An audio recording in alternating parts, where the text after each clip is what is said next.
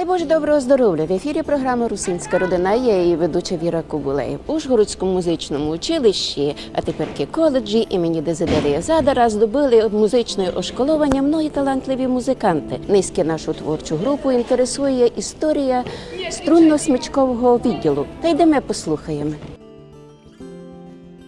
З відкриттям у 1946 році Ужгородського державного музичного училища рендешно зафунгував відділ струнно-смичкових інструментів, котрий скоро став дуже популярним. Мушу напомнити, що він був созданий із учеників і студентів тодішніх приватних шкіл, чоловічих і жінських учительських гімназій, котрі фунгували на Подкарпатській в Русі. В Ужгороді грі на різних музичних інструментах у той час учили музичні в школі, котрі удержував міський муніципалітет, та приватний музичний в школі Нандора Плотині, ізвісного скрипаля, уродженця Мукачева. Зачаток його кар'єри відбувся в Будапешті, де він дав концерт у 1867 році.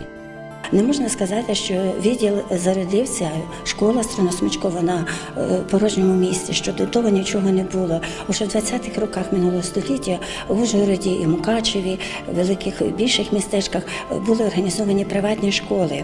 І говорячи про ці приватні школи, не можна ще згадати і таку унікальну фігуру із світовим іменем, європейським іменем, як відомого скрипаля-концертанта Нандора Плотині, уродженця Мукачева, який закінчив освіту, отримав Будапештській консерваторії, був концертмейстером Угорського симфонічного оркестру, багато концертував.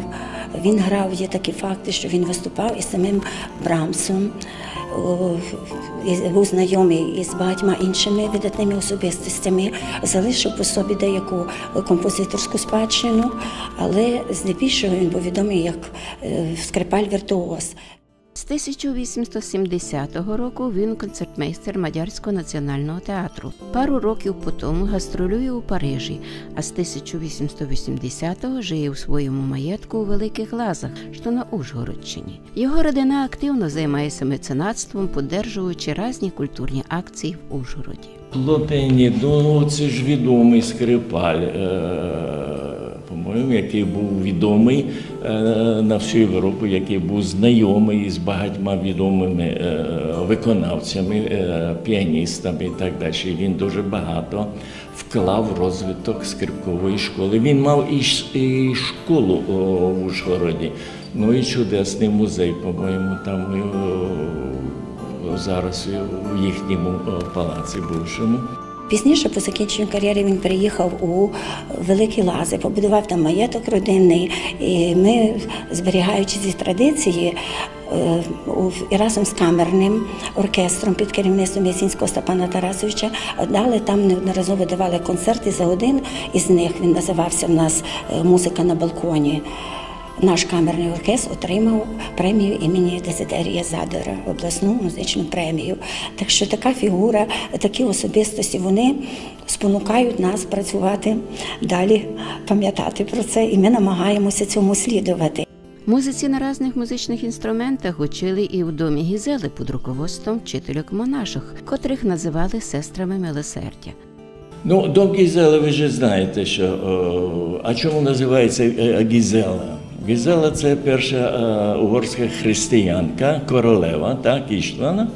І, значить, монашки, які спочатку на Кремлівській мали приміщення, потім тут побудували. І тут було дуже багато, які мали підготовку в фортепіано. І тут у них були в класах фортепіано, я пам'ятаю, ходили тут в класі. Навіть коли відкрили музичне училище, при Задорові, коли назначили директором, перші місяці тут ще проживали десь 2 чи 3 монашки. Я це дуже добре пам'ятаю, тому що ми тут жили поряд, я вчився в музичній школі. Тобто з перших же років я тут у дворі всіх фактично знаю. Засновником Ужгородської скрипкової школи можна вважати Золтана Гута, ізвісного скрипача-педагога, музичного діятеля 20-50-х років ХХ віка. Він родився в 1892 році в Мадярщині, дістав файне образування і пройшов високу скрипкову школу в Будапешті у ізвісного педагога Еміля Барі. У 1920 годі він їде у Париж. Знайомиться із своєю жоною, піаністкою з Ужгорода. Двоє вони гастролюють по Європі, Африці, Азії, а через пару років приїжджають до Ужгорода, де рішають жити. Сім'я Гутів активно виступає на многих культурних акціях з сольними концертами, а також у створеному ними струнному квартеті. Важно було й то, що він задар учить талантливих дітей із бідних сімей. У 1945 році Золтан Гут пережив Холокост, вернувся в Ужгород і організовує Ужгородський симфонічний оркестр при філармонії і стає його першим концертмейстером. У 1949 році виїжджає в Мадярщину. Золтан Гут, він гастролював разом з жінкою, а жінка, між іншим, була з Ужгороду, з Закарпаття, піаністка. І вони по Африці, в той час французькій колонії, так би мовити, в Європі, вони гастролювали. В 44-му році їх депортували німці в концлагер, і він вернувся уже без жінки. І я у нього пару років до відкриття музичної школи, ходив на урок. Він жив тут на Суворова і був першим концертмейстером симфонічного оркестру. Віра Карлівна Ромішовська – випускниця Празької консерваторії. Вона була заступником директора по учебній роботі та робила не лише викладачом по класу скрипки, а й вокалу. Віра Карлівна визнана в Європі скрипалька та співачка. Вона об'їздила з концертними турне Німеччину, Австрію, Італію, Чехію, Францію, Росію та Кавказ. Про Віру Ромішовську писали: людина сильної волі, феноменальних музичних здібностей, прекрасний організатор, ерудит, чудовий педагог і диригент. Опинившись на Закарпатті, вона всі свої вміння і талант спрямовувала на утвердження високих ідеалів музичного мистецтва, вплинула на активізацію концертного життя краю, а найголовніше – відіграла виключно важливу роль у професіоналізації музичної освіти регіону. Радянська влада зробила все можливе, щоб про Віру Ромашовську забули.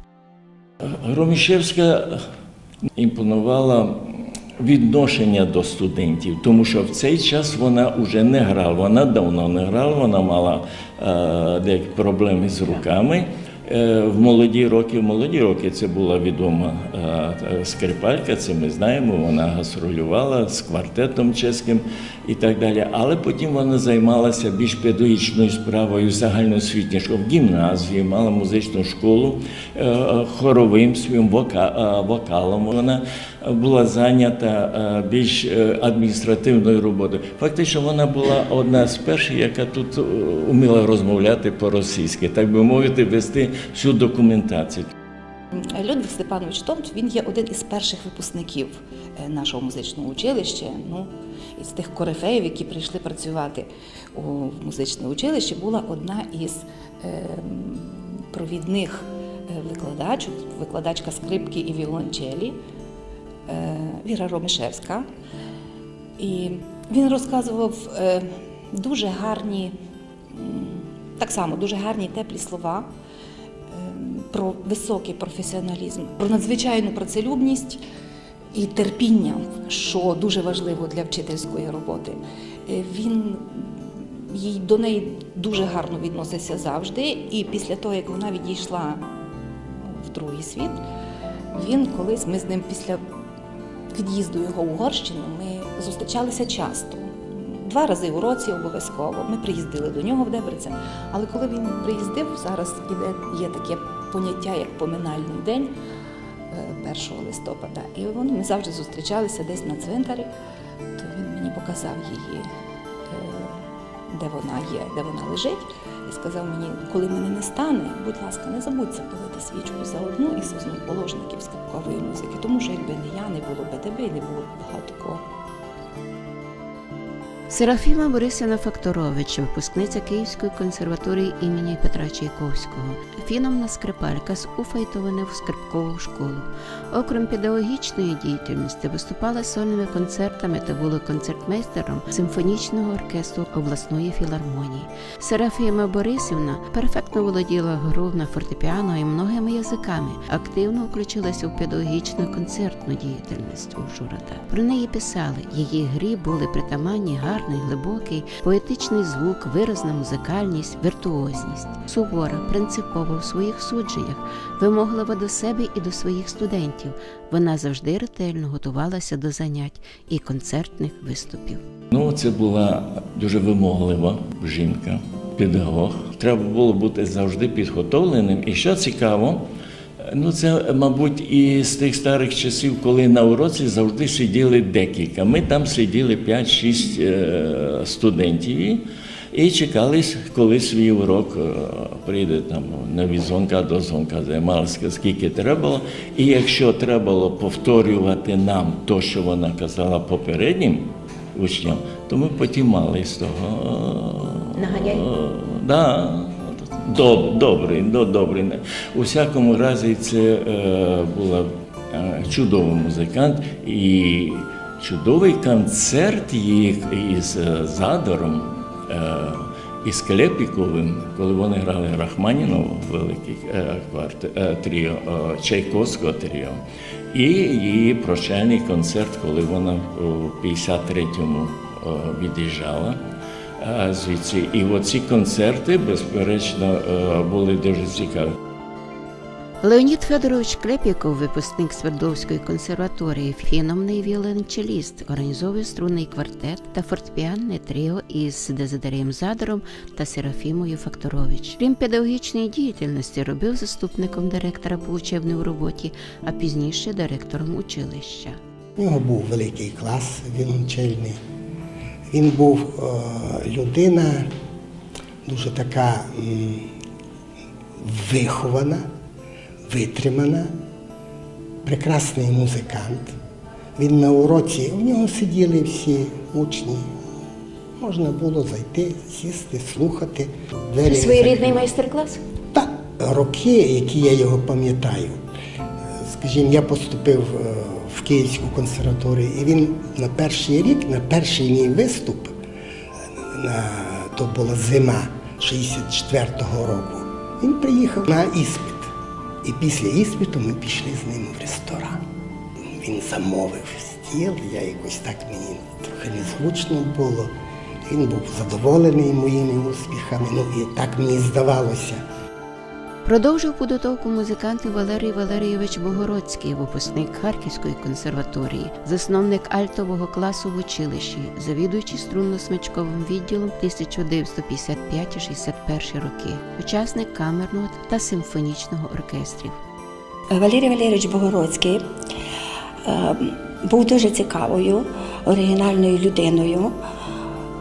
Він мав свою, якщо так можна виразитися, не методику, а навіть школу, свій спосіб ведення, викладання дисципліни, свої переконливі якісь враження. Можливо, пізніше я прийшла працювати, він ще рік-два працював, потім вийшов на пенсію. І мені довелося в нього працювати ілюстратором, концертмейстером у класі камерного ансамблю.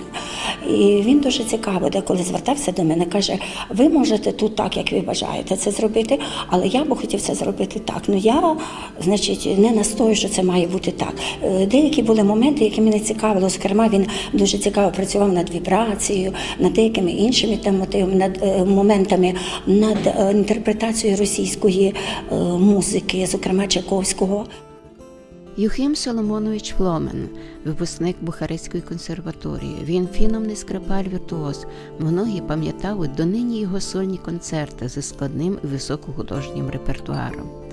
Юхим Соломонович Фломен, випускник Бухарестської музичної академії, викладач-віртуоз, виконавець. Він багато концертів давав і займався на інструменті до останніх днів свого життя. Він дожив до 80 років.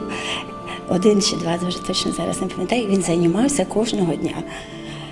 Це такий цікавий, був унікальний, у нас унікальна така цікава фігура, але поряд з тим кожен інший з них, як, припустимо, Факторович, засновниця нашого відділу Серафіма Факторович, засновниця відділу і вокального і нашого Віра Ромашевська, були так само надзвичайно цікаві особисті, які внесли щось своє. Подальший вклад у розвиток струнно-смичкового відділу, підготовку молодих скрипалів зробив Станіслав Гирлічка, випускник Одеської консерваторії. Окрім викладацької, проводив широку музично-лекційну роботу. Був директором музичного училища. Людвік Тоут, випускник Київської консерваторії, робив викладачом спецінструменту, камерного ансамблю, квартетного класу, педагогічної практики, був заступником директора по учебній роботі, завідуючий відділом. Якщо характеризувати постать Людвіга Степановича, то можна сказати, що це була велика людина не тільки зовнішньо, тому що він мав під 2 метри ростом, величезний фанат своєї справи, я маю на увазі викладання, гри на скрипці, і надзвичайно приємна і душевна людина. На уроці атмосфера була просто неймовірна. Інколи він міг спокійно просто прослухати і дати зауваження, але настільки точні, може інколи навіть 2 словами. Ну настільки точно, що ми завжди знали, що нам треба робити. Він був високий, сам такого великого росту, завжди ходив рівно, красиво, так підтягнуто. І я навіть прийшовши на роботу, пам'ятаю перші дні, перший рік, коли Людвиг Степанович показався в кінці коридору, то мені хотілося підтягнутися і перший привітатися. Але тільки прийшовши на роботу, я зрозуміла, наскільки він є доброзичливий, спокійний і дружелюбно настроєний. Я чомусь завжди вважала його дуже строгим викладачем. Коли я випускала свою першу випускницю, знаєте, як молодим викладачам надають студентів різних, вона була таких середніх дуже здібностей. І мені здавалося, воно так і було, що і це не дотягнуто, це не дороблено. І от вона виходить з державного екзамену, отримує якусь там 4 маленьку, я трошечки така розочарована. Він підходить, каже мені: мила моя, я вас вітаю. Я кажу: з чим? Тут такі яскраві виступи, 5. Каже: ви прекрасно її навчили. Кажу: ну як тут така? А то краще не можна. Я ці слова запам'ятала, це десь 4-5 рік, тобто він нас дуже підтримував у всьому і вітав навіть паростки того доброго. Бачив спочатку добре. З його класу вийшли надзвичайно багато студентів, музикантів, скрипалів, які досі грають у провідних оркестрах світових на Україні. Багато є викладачів, які вийшли з його класу.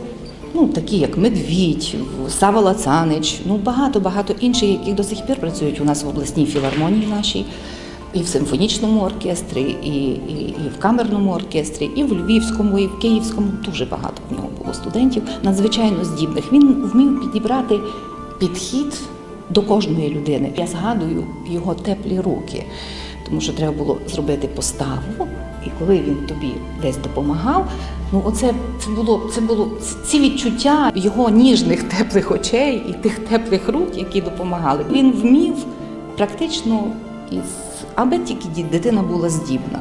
І коли виїхав він за кордон уже на постійне місце проживання, було дуже сумно. Ну коли він від'їжджав, він мені сказав таку одну фразу.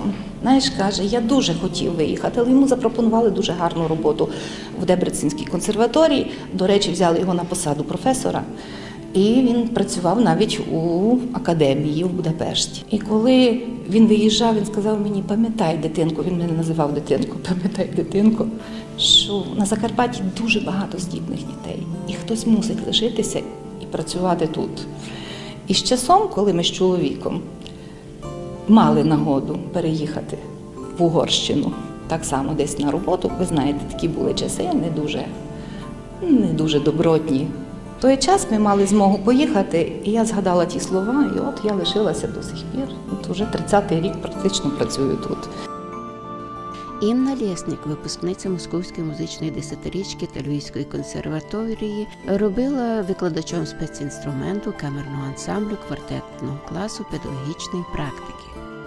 Погляди різні люди, але ми всі були дружні, ми зустрічалися і помимо училища, сім'ями дружили, і з Товтами, і з Боніславськими, і з Богородськими.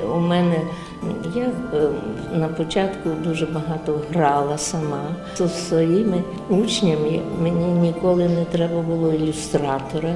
Я сама на державних іспитах з ними виконувала різні сонати. І такі навчались діти наших викладачів, і Вікторія Богородська, і Мар'яна Волковська у мене навчалася, і Віктор Телічко, і з Ермінем, з всіма я сама грала.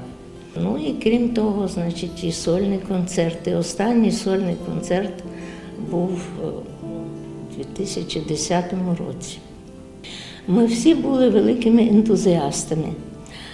Ми дуже увлікалися музикою. І мені дуже повезло, що я всі роки, як приїхала на роботу в 82-му році, працювала поруч саме зі своїм викладачем Зіною Володимирівною Лєснік, тому що вона допомагала мені у всьому, і в моєму становленні як викладача, і в підтримці, десь, можливо, в різних моментах. І якихось були в мене різні проблеми життєві, вона так само була завжди порадницею. Це людина і професіонал з великої букви. Та склалась доля, що вона закінчувала свою освіту у Львові. Там познайомилася з Степаном Павловичем Буйною, вони одружилися, пізніше приїхали сюди, і вона пропрацювала тут більше 50 років. Випустила прекрасних випускників, в неї є студенти, лауреати конкурсу Карла Флєша, у неї студент працює в Мюнхені, концертмейстер Мюнхенського камерного оркестру. Є багато і зараз молодих, таких як Альона Пенсеник, яка в Австрії зараз працює, Оксанка Рощак і багато-багато інших. Роботі взагалі в її особистості мені імпонувало те, що вона в першу чергу є професіоналом. І той професіоналіст вона зуміла зберегти до останньої днів, поки вона працювала у цьому навчальному закладі. Тобто в неї є планка, нижче якої вона ніколи не могла опуститися в своїй роботі. Всі її учні були, можна їх було впізнати, школу її, і середні, і більш здібні, і менш здібні, можна було впізнати, що це є клас Інни Володимирівни. Йосип Базель, випускник Львівської консерваторії, робив викладачом спецінструменту, камерного ансамблю, квартетного класу педагогічної практики, був директором училища, член Національної спілки композиторів України. Йосип Йосипович Базель, цікавий музикант. Весь свій музикантський досвід, всю свою музичну енергію, якщо так можна сказати, втілив у свої твори. Він почав писати. Це було несподіванкою, по-моєму, не тільки для нього, можливо, ні, але й для нас. І він творив так, що мені здається, що ці такі фонтануючі енергії міг позаздрити навіть молодий композитор. Він спішив, він творив швидко, він здебільшого творив мініатюри, такі стислі твори, де хотів виплеснути все, що він відчуває, все, що він накопилося в нього, тому що він поспішав. І багато що, на жаль, не втілилось, але те, що він зробив, я вважаю, що це є дуже серйозний доробок, і він ще чекає своїх виконавців, тому що не всі твори його заграні. Я, працюючи в класі камерного ансамблю над його романтичною сонатою, придумала таку програму. Як правило, в нього твори трьохчастинні. Крайні частини бурхливі, з такими дисонансами, хроматизмами, такі трошки обірвані, такі нагромадження, якісь ідуть дисонансів, звуків, воно все шумить, воно все. А середина, як правило, наспівна. Поряд з цією такою енергією, рвучкістю, в нього були дуже співучі мелодії. Чисто наші закарпатські, наш фольклор прекрасний, який об'єднує багатонаціональну мелодику нашого краю. І середні частинки в нього такі дуже співучі. І от, щоб якось пояснити студентам, я їм придумала програму. Крайні розділи – це жорстокий, ворожий, урбаністичний світ до людини. Це становлення кожної людини, кожного митця. Це становлення, а середина митець насолоджується природою, відпочиває. Він дійсно дуже любить, Йосип Йосипович, природу, бо молодиці вони багато подорожували з колегами тодішніми, із Іштваном Мартоном, Степаном Бундою, Анатолієм Задієм. Це були такі компанії білеї, які подорожували багато на рибалку, в ліс за грибами. І тому він дуже любив природу. І коли я йому це розказала, він так усміхнувся собі і каже, ви цікаво почули. Тобто він ніколи не переконував, що саме так, це треба грати чи саме інакше. Він віддавав твори на розсуд виконавця і дуже радів, що вони виконуються і звучать. Колись я навчалась в цьому музичному училищі, і мій викладач був Янів Олександр Миколайович. Мені дуже приємно згадувати про мого викладача, про Олександра Миколайовича, в тому ракурсі, що він був дуже цікавий виконавець. Він, коли викладав, кожного уроку він приходив і якусь нову інтерпретацію, якийсь твір ми сьогодні граємо так, а на наступний раз він має інакший настрій, і ми граємо трошки інакше або зовсім інакше. І мене це дратувало. Думаю, як же ж так можливо? Я ж вивчила це так, як потрібно, а раз сьогодні вже інакше. І коли я прийшла сюди працювати, я зрозуміла, що музикант – це не така постійна якась стать, да? Що музика це таке, сьогодні в тебе один настрій, і ти розумієш цю музику так, ти її відчуваєш так. Завтра ти просинаєшся, в тебе інакший настрій, і ти розумієш, що вона може звучати по-інакшому. Він був дуже-дуже емоційною людиною, мені так здавалося на ті роки, що він переживав цю музику, і він жив цією музикою. Відділ гордиться многими своїми випускниками, які здобули заслужене визнання не лише на Україні, а й за її межою. Серед них народний артист України, лауреат Державної премії імені Шевченка, академік Національної музичної академії України імені Чайковського Євген Станкович, заслужені артисти України Михайло Медведь, Георгіна Кампо, Владислав Юрош, лауреати міжнародних та республіканських конкурсів Діана Гавата, Сава Лацанич, Василь Руснак, Мирослав Шутко та многі другі.